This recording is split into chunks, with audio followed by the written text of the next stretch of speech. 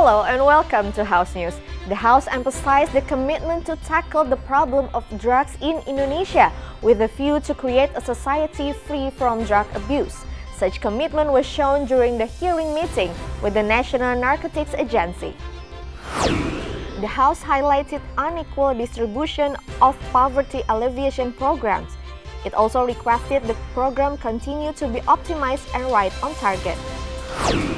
After numerous challenges and being postponed due to the COVID-19 pandemic, Southeast Asia's largest sporting event, the 31st SEA Games with the motto, "For a Stronger Southeast Asia," was officially opened on May 12. It is no secret many musicians and songwriters do not receive royalties, even though their works have been played in a number of places. As a result, many songwriters experience economic difficulties. Each change has its pros and cons. However, over time revamping Malioboro became a necessity to transform the area into a tourist attraction with international standard. President Jokowi met Elon Musk, the founder of American space transportation company SpaceX, and visited the company's rocket factory in Boca Chica, the United States.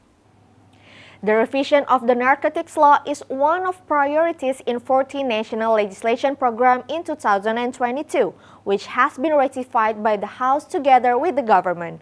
All factions in the House have assigned Commission 3 to start discussing the amendment of the law. Member of Commission 3 of the House proposed to strengthen the role of the National Narcotics Agency (BNN) in combating drugs-related crimes in Indonesia. In a hearing meeting at Nusantara II building of the House, Johan Budi disclosed strengthening BNN by making it as an extraordinary institution will give positive impact against drugs abuse, which is categorized as an extraordinary crime. Drugs abuse eradication is impossible to undertake optimally with current limited power of BNN, especially BNN at the regional level. Transforming BNN into extraordinary institution will provide maximum work against massive illicit drugs circulation in Indonesia. BNN ini dibuat extraordinary juga. Jadi kira-kira seperti KPK gitulah, diberi kewenangan yang lebih dan yang di daerah itu karena sebagian besar BNN yang di daerah itu juga kekurangan dana juga sedikit sekali pegawainya juga ada yang tidak bisa melaksanakan fungsinya secara utuh. Johan Budi also points out every region or province should have a rehabilitation treatment for drugs users. However, many areas throughout Indonesia do not have rehabilitation place. Rehabilitation is considered as one of right treatments to save narcotics users from addiction. Panji, TVR Parlemen reports. President Joko Widodo approves Extreme Poverty Alleviate program to keep continuing in 2022 from 212 districts in 25 provinces. Nevertheless, member of Commission 5 of the House criticized the program has not distributed evenly. In fact, many recipient areas have not been recorded completely. At Nusantara building of the House in Jakarta, Athari Gauti reveals there are still many regions categorized poor to extremely poor in Indonesia, which are worsened by the COVID-19 pandemic. Many of those areas have not been covered in the Poverty Alleviate program by the Ministry of Public Works and Public Housing. Commission 5 of the House supports the government to continue the program to reduce extreme poverty and keep struggling for more poor and extremely poor areas can be covered with the program. Commission 5 of the House will also attempt for availability of infrastructure development budget in areas with high poverty rate. Mendorong perlebaran, jadi mana daerah yang belum mendapatkan program tersebut itu akan kami perjuangkan gitu. Jadi memang itu program yang bagus. Tapi kalau kita boleh bicara ya berpendapat bahwa sebenarnya negara kita ini merata itu masih dalam kondisi miskin sampai ke miskin ekstrim. Ditambah lagi dengan pandemi kemarin ini tentu saja semakin bikin bobrok kondisi kita saat ini kan. In 2021, government has made efforts to tackle extreme poverty in 35 priority regencies in 7 provinces. The program focused on house renovating program for poor household, setting up environment, water, and sanitation in slum areas. Government has also distributed social assistance to reach underprivileged areas. Raihan and Teguh, TVR Parlemen, report. The SEA Games 2021, which has been postponed to 2022, are officially open after a memorable opening ceremony in Hanoi, the capital of Vietnam. The Games came to life in a flourish of color, dance, and performance, all under the banner of the game slogan, "For a Stronger Southeast Asia." Cited from Olympics.com, the opening ceremony of the biggest sports event in Southeast Asia was presented in spectacularly. Vietnamese culture and tradition through the artist performance spread the spirit and message of the SEA Games 31st. The event also impressed the audience with light and sound effects created by modern technology.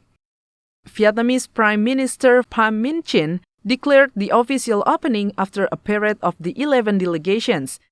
The parade followed with representatives from Brunei Darussalam, Cambodia, Indonesia, Laos, Malaysia, Myanmar, the Philippines, Singapore, Thailand, Timor-Leste, and Vietnam.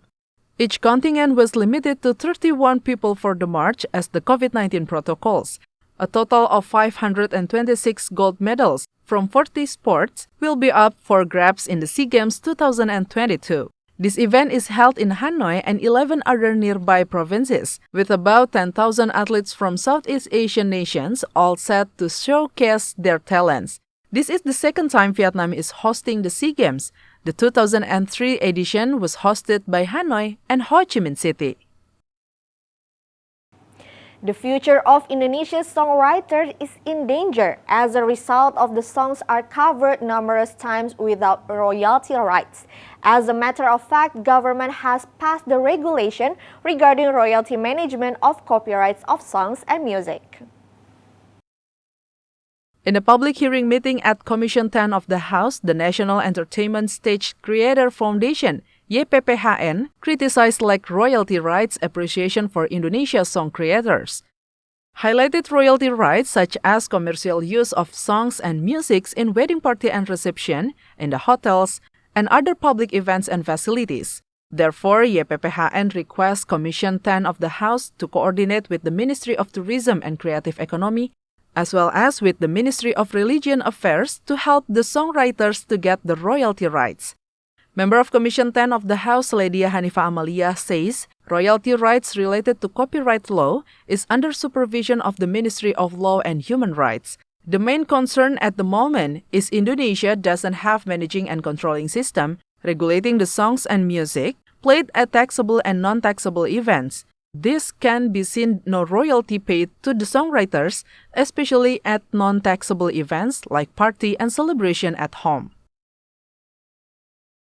Nah, yang di event-event yang cukup jelas, seperti misalnya ada launching apa, ada bagaimana gitu ya, maksudnya kegiatan penghargaan dan lain sebagainya, itu sih semestinya harusnya udah nyambung lah gitu, maksudnya sudah tahu penyelenggaranya bahwa ini ada kaitan yang royalti yang harus dibayarkan. Nah, cuman sejauh mana kemudian pemerintah bisa melakukan pengawasan terhadap itu gitu.